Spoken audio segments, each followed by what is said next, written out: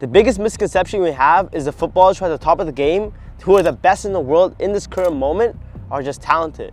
As if it's something that is God-gifted. It just happened to them. We throw this word talent around as if it's something that we cannot achieve. It's something that you have to be born with. Football is a science, and the Ronaldinhos, Messis, Neymars, Maradonas, how they got their talent is through this. There's a quote from Isaac Newton that states, "For every action, there's an equal and opposite reaction." What does that mean? That means for every input, the output is in proportion to that input put in. So if you do all the right things, you're gonna receive in proportion to that.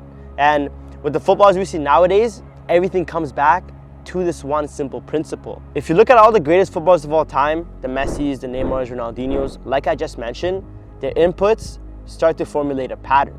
Now, what does this mean, right? Like when you actually go into the studies and look at actually interviews of what they're saying throughout their career, they mention one thing. They all play the game, the real game.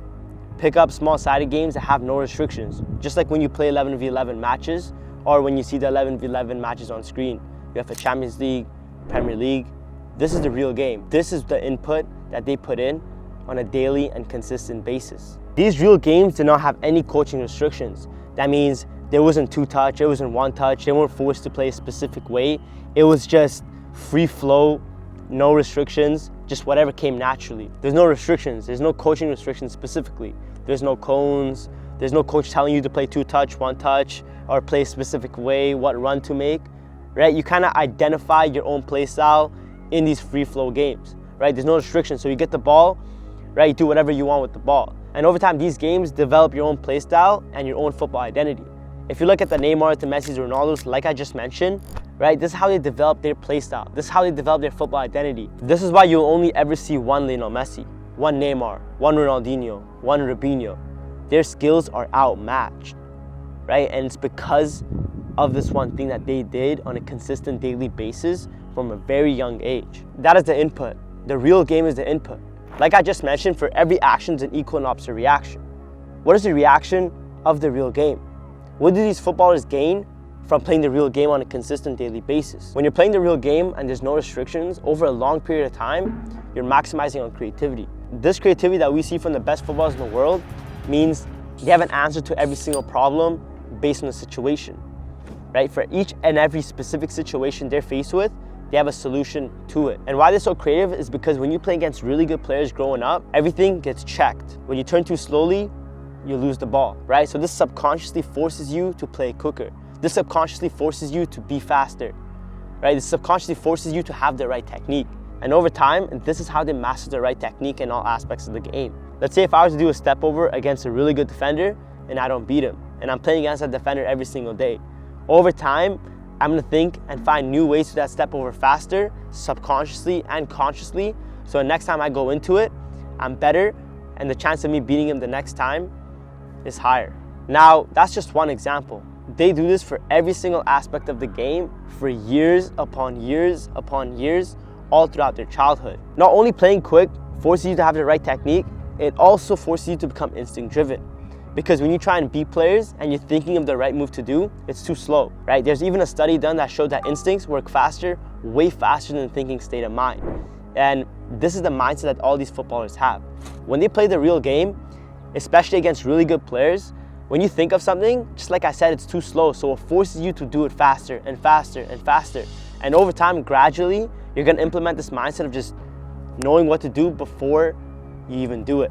Your body just knows what to do based on each and every specific situation because you've overloaded the game so much so at such a great rate that instinctually, your body just knows how to manipulate and beat the defender based on his positioning because of that football overload you've had throughout your childhood.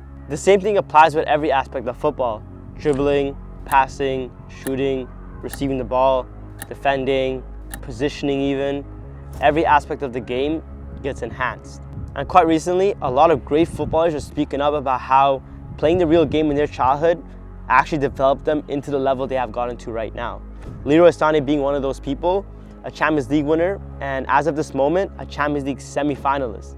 Just listen to what he had to say. Trained anything in specific, like to be this good? Actually, not really. I mean, like, we always played on the street, you know, it's not like the best pitch ever. So like obviously you just try your best to keep the ball close to you, dribble good. So like you just get it. Yeah, like you learn it from that a little bit too, but it's not like really that I did exercises. Obviously for me, I don't know, it just came up like this. I like to do it to dribble. I mean, like you're a forward, so like a striker, so you kind of... Alexander Isak, Newcastle United's top scorer, also had this to say as well. So for the young players watching, for the young people trying to be like you, how would you say that they improve their ball control? What can they do at home? I mean, me growing up, I was always playing small-sided games out on the streets. So I think that's where I got my technique. Oh, interesting, from playing in the streets younger. Yeah, that's where I spent the most time. And it's not just Isak and Leroy Sané. All these great footballers admit to playing the real game, which is small-sided games growing up, that help them get to the level they have. When you come from the street, you don't have this, like, no, you don't care, but you play for fun, and that's when you're the best. It's when you play for fun, when you just enjoy the football, and then you show your quality. This is where I learned my football, you know, and this is where you become stronger. So. And you know what's funny? None of these footballers are like you and I, having coaches in our ear telling us 2-touch, 1-touch, doing useless cone drills where we're just jumping up and down cones. They just played the real game. They just played the unrestricted 11v11 small-sided games every single day growing up, every single day for years upon years. And that's how they developed their football IQ, developed their football identity, and created their own play style. And that is what separates them from us. That's what separates them from you. These footballers didn't just play the real game growing up. Their overall lifestyle built them up to the player they are now. A lot of these footballers growing up didn't come from first world countries. So this means they had a limited access to some resources that we have access to on a 24/7 basis. The first thing is food. A lot of their food came from natural resources, in-season foods, right? And studies nowadays are showing that when you eat in-season foods, it aligns your circadian rhythm, which is your sleep-wake cycle. Sleep is the #1 most important thing for their performance, development, and overall athleticism. I'm not no scientist, but you don't need a PhD to know that sleep is the #1 most important thing for your development as a kid. Another key thing is the exposure to blue light. Nowadays we have phones 24/7 in our faces, artificial light coming from light bulbs. Well, they didn't have that to the extent that we do. And blue light, again, ultimately affects sleep. Just listen to this video. When you look at blue light after dark, it turns off your body's ability to make melatonin, which is the hormone that's responsible for deep sleep. But it's not just the blue lights outside, it's also the blue lights we allow inside our homes. One of the worst things you can do is read a Kindle or an iPad. Go back to old-fashioned books because they're not backlit with a blue light that's going to disrupt your circadian rhythm. That disruption of our body's internal clock leads to health issues. A report published by the American Medical Association shows a long-term increase in the risk for cancer. Part of the minimalistic lifestyle is barefoot training, which is something that we see all over social media, Instagram specifically, that talks about how it's the key route to all athleticism. Because their minimalistic lifestyle, they trained a lot barefoot because cleats were really expensive. They were hard to come by. Just look at this video of Ronaldinho back in the day, training barefoot.